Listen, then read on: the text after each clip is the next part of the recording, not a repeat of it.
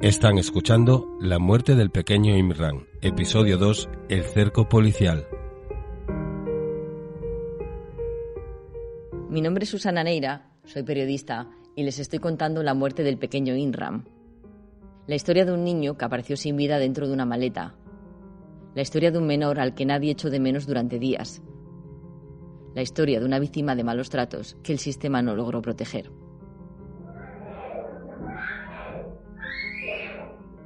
Hasta ahora les he comentado que el niño vivía con su madre y su pareja, que su infierno pasó desapercibido hasta que apareció el cadáver en las vías del tren y que la comunidad musulmana ayudó a su entierro.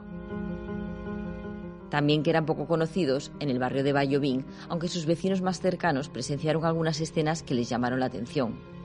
El niño siempre iba en el cuello con su madre y en una ocasión la Policía Nacional se presentó en su casa.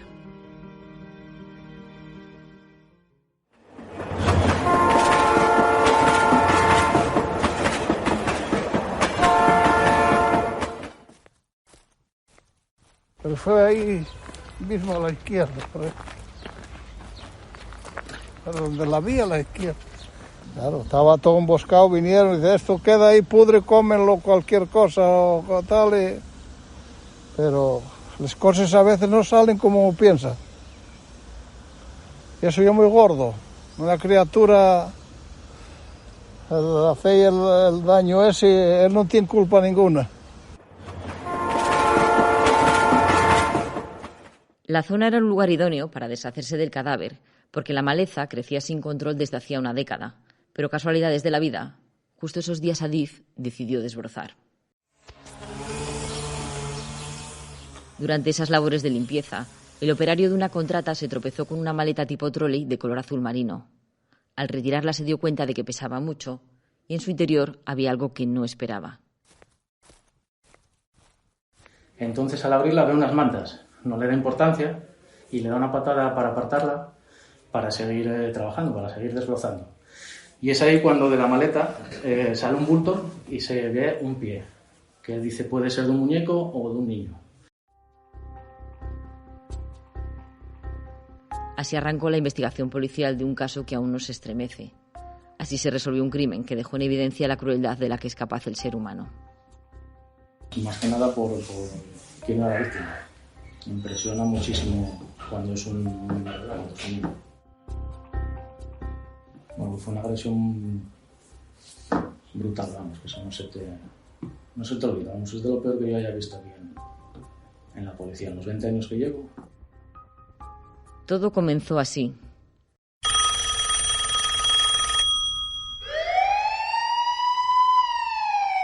Una llamada alerta del hallazgo al 091.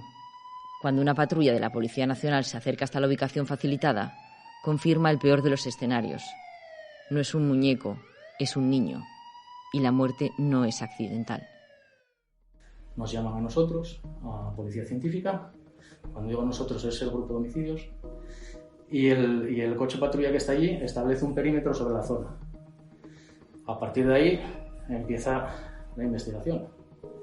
Contrastamos que efectivamente se trata del cadáver de un niño que presenta signos de haber sufrido una muerte violenta y bueno, pues se comienza a recoger pues, vestigios, pruebas y demás. Gerardo es oficial de la policía y entonces guardó absoluto secretismo de la investigación. Ahora, al tratarse de un crimen ya juzgado y tras recibir los permisos de Madrid, este agente de la Jefatura Superior de Policía de Asturias accede a contarnos cómo se desarrollaron los hechos y cómo lograron encajar las piezas.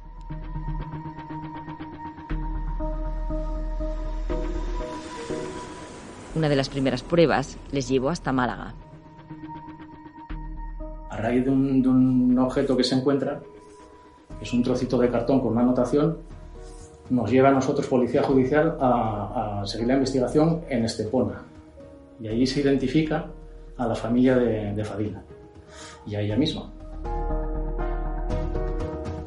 Cuando los medios de comunicación informaron del suceso, una pareja reconoció la manta y se presentó en comisaría. Ellos tenían el piso alquilado a David y Fadila. Hubo vecinos que sí que me facilitaron información sobre que habían visto a David bajar una maleta y que de esa maleta colgaba la manta que después se encontró en el apeadero del tren junto al cadáver. Otros vecinos que dicen haber visto no a David, sino a una persona arrastrando un bulto, una maleta en la zona de vías. Y luego otras personas, bueno, pues que Fadila regalaba ropa del crío. En apenas 2 días, la Policía Nacional ya tenía absoluta certeza de quiénes eran los autores de la muerte. Solo había que localizarlos y detenerlos, pero al acudir al piso se habían esfumado. En un principio la vivienda parece que es una vivienda que aparece en relativo orden, limpia, que no parece algo que haya pasado ahí nada grave. Pero a la hora de hacer las inspecciones policía científica y meterse con más detalle en las inspecciones, aplican una serie de técnicas que es donde podemos ver pues ya la brutalidad de la agresión que sufrió el crío. En muy corto espacio de tiempo, las fotografías de David y Fadila saltan a las páginas de los periódicos y las televisiones. La policía busca a la madre del niño y su pareja huidos de Asturias. Sobre ellos pesa una orden de busca nacional e internacional. Su aparición es cuestión de días. Sí, bueno, luego supimos que más que por lo que contaban ellos, que la intención de ellos era viajar al sur, a Andalucía, a Estepona, y que lo que querían hacer era ir haciendo paradas. La primera parada pues fue en León. Tampoco es que se hubieran ido con mucho dinero que les pudiera dar para más. Se tendrían que ir a una provincia limítrofe con el dinero que llevaban, eran 50 euros que les habían prestado. Se habían fugado en autobús, con una primera parada a solo 130 kilómetros de Oviedo. Llegan a León y lo primero que hacen es entrar en un locutorio donde parece ser que es un anuncio de una casa de encuentros sexuales. Concertan una cita con la persona que la regenta y deciden quedarse allí, los aloja a cambio de trabajar allí. Les pagan un porcentaje del trabajo que realizan, pero bueno, todo ese dinero se va gastando, David se lo va gastando en el consumo de estupefacientes. En la capital leonesa apenas aguantan una semana. Saben que les pisa los talones, se sienten acorralados y David, muy afectado por las drogas, llama para entregarse. Hay un poco de confusión con la operadora porque no sabe lo que está hablando, parece que tiene mucha dificultad para hablar, quizá por el consumo de un estupefaciente. Y él al final acaba diciéndole que está en el Parque de las Ventas, que lo vayan a buscar, que mejor la Policía Nacional, que se sabe buscado por la policía. Eran las 3:30 de la tarde de un martes, estaban en un parque público y ellos mismos habían llamado. Ninguno de los dos opuso resistencia. Tenían acceso a internet, y bueno, como él sabe, las noticias te saltan aunque no las quieras ver, y bien por Facebook, bien por Twitter, bien por directamente por mirar en El Comercio o donde fuera, tuvieron conocimiento que había aparecido el cadáver. Lógicamente se pusieron nerviosos, no sabían muy bien qué atinar, y cuando ya se vieron que la policía les pisaba los talones y que era cuestión de horas que iban a ser detenidos, y no tenían otros recursos para irse ni hasta, ya no digo Estados Unidos, de abandonar el territorio nacional o de evadir la acción de la justicia, pues entiendo que entre ellos, bueno, pues dijeron, bueno, pues vamos a llamar, o diría David, llamo, yo me inculpo, yo me entrego y a ti no te pasará nada, no te preocupes, que a ti no te pasa nada, y así quedó la cosa. La actitud de Fadila desconcertó en esos primeros instantes. Ella, pues yo creo que desde el primer momento le explican, ella no se acaba de creer, le dicen que ha aparecido su hijo, pues no se acaba de creer, ella piensa que no es, porque ella sigue con la historia metida en la cabeza de que ellos estaban esperando en aquella plaza a la hermana de David, que iba a entregarles al niño, y ella estaba esperando allí, es impresionante, con un osito en el regazo, fue detenida con un osito en el regazo, porque esperaba a dárselo a su niño.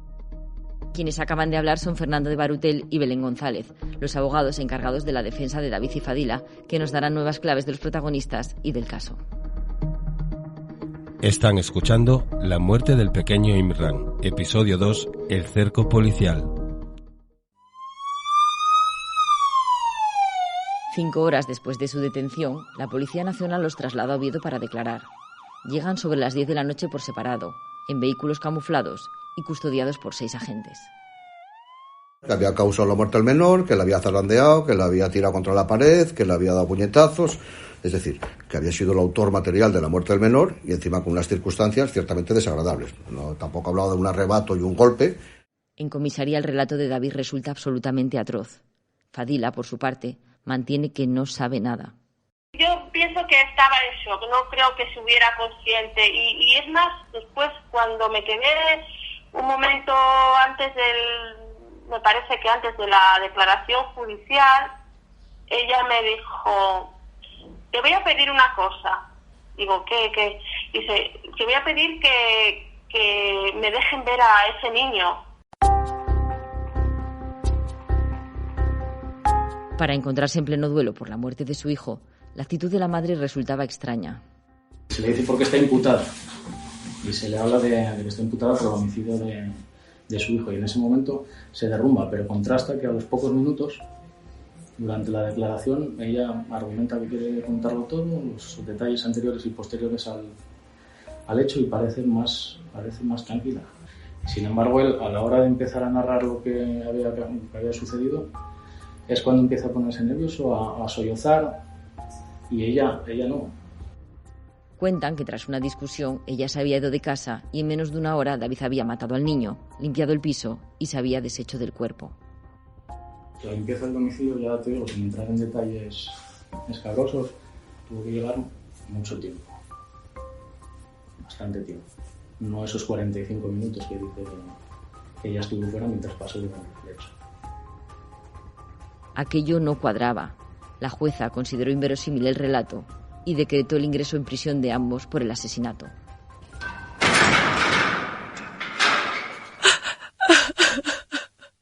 Entre rejas, la musulmana mantuvo una y otra vez que Imran seguía vivo.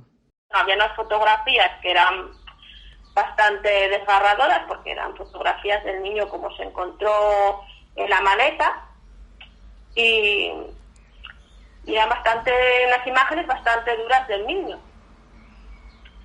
Pero yo hablando con la hermana Karina, que en todo momento estuvimos en contacto y siempre hablándolo todo, decidimos pues eso, que ella tenía que abrirse a la realidad de lo que había pasado. Durante sus primeros días en la cárcel, la pareja mantiene la misma versión. Él es el único culpable, el que mató y se deshizo del cadáver cerca del apeadero, y ella es inocente. Pero no duraron mucho tiempo así. Todo cambió a raíz de una carta que el gallego envió a Fadila. Nena, eres grande, muy grande e inmensamente buena. El silencio como respuesta y enterarse por fuera que Fadila, que esperaba un hijo de ambos, había decidido abortar, a David le sabe a traición. Es ahí cuando cambia el rumbo de su declaración y la acusa de la muerte. En el próximo capítulo, Fadila leyó la carta de David desde su celda. Cada día que pasa, más asco me doy. Que sepas que siento que soy un mierda, que no te llego ni a la altura de los pies. Que alguien cuando está enamorado y la otra persona no es correspondida dice muchas tonterías.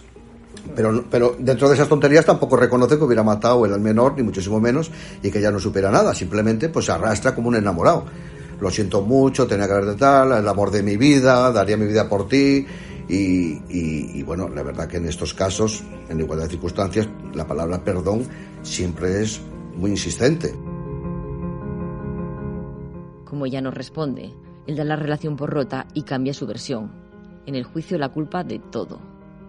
¡Asesino! ¡Mentiroso! ¡Mataste a mi hijo! ¡Ah! En el próximo capítulo sabremos qué pasó realmente, qué condena les impuso la justicia y los juicios paralelos ante un crimen tan horrendo. Ese es un acto criminal. Ese no tiene ni nombre, ni justificante, ni nada. Esa es la ley, es muy clara, y la religión igual, cualquier religión. ¿Qué religión admite un asesinato? Un maltrato y además a un niño?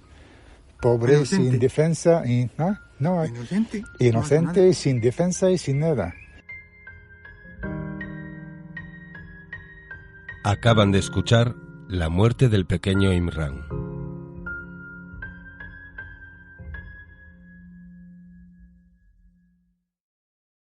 Este episodio forma parte de la serie Asturias Negra, que relata las historias, sucesos y crímenes más atroces. Se puede escuchar a través del Comercio.es y plataformas podcast.